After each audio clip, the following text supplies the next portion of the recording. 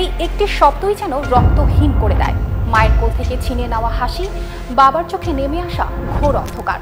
তবুও কি এই দুঃস্বপ্নের কোনো শেষ আছে? কুমিল্লায় 9 বছরের শিশুকে ধর্ষণ, গাজীপুরের শ্রীপুরে এক শিশুকে ধর্ষণ। শহর থেকে গ্রাম, স্কুল থেকে কর্মস্থল, কোথাও যেন নিরাপত্তা নেই। ন্যায় বিচারের দাবি ওঠে, আইন বদলায়, তবুও হায়নার দল কি থেমেছে? নারী, শিশু, বৃদ্ধ, কেউ কি রক্ষা পাচ্ছে? এখন প্রশ্ন ওঠে বিচার ব্যবস্থা নিয়ে। শাস্তির ভয় কি সত্যি অপরাধ কমায়?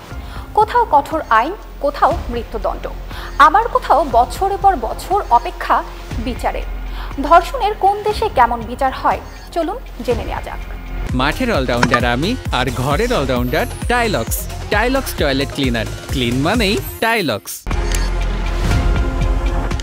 সৌদি ও আফগানিস্তান। ইসলামী শরিয়ায় আইনের কঠোর প্রয়োগ রয়েছে সৌদি আরবে।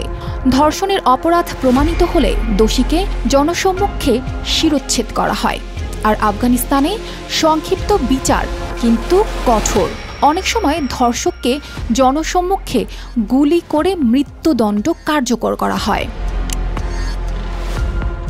ইরানে শরিয়াহ আইনের অধীনে দেশটি ধর্ষণের জন্য চরম শাস্তি দিয়ে থাকে।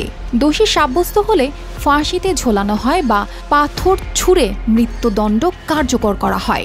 মালয়েশিয়ায় ধর্ষণের শাস্তি সাধারণত মৃত্যুদণ্ডই একমাত্র শাস্তি হিসেবে কার্যকর করা হয়।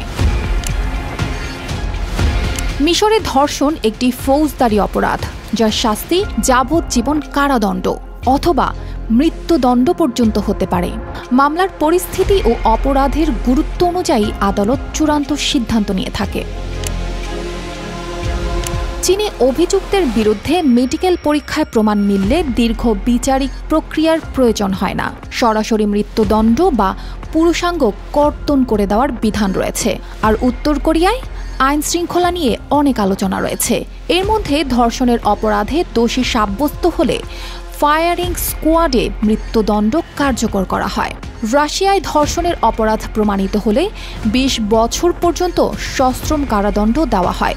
তবে কিছু বিশেষ ক্ষেত্রে আরও কঠিন শাস্তির বিধান রাখা হয়েছে।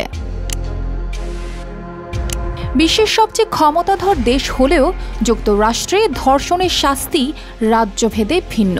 কিছু রাজ্যে 30 বছরের কারাদণ্ড, আবার কোনো কোনো জায়গায় যাবজ্জীবন পর্যন্ত দেওয়া হয়। তবে প্রমাণের জটিলতা ও বিচার ব্যবস্থার দীর্ঘসূত্রতা অনেক সময় ন্যায় বিচার পেতে বিলম্ব ঘটায়। আর বাংলাদেশে ধর্ষণের শাস্তি নিয়ে নানা বিতর্ক থাকলেও 2020 সালে নারী ও শিশু নির্যাতন দমন আইন সংশোধন করে মৃত্যুদণ্ড থেকে যাবজ্জীবন কারাদণ্ডের বিধান রাখা হয়েছে। তবে অনেকের মতে আইন থাকা সত্ত্বেও এর যথাযথ প্রয়োগ নিয়ে প্রশ্ন থেকেই যায়। আর বাদী বিচার পেতে পেতে অনেক সময় পরপারে পাড়ি জমাতে হয়।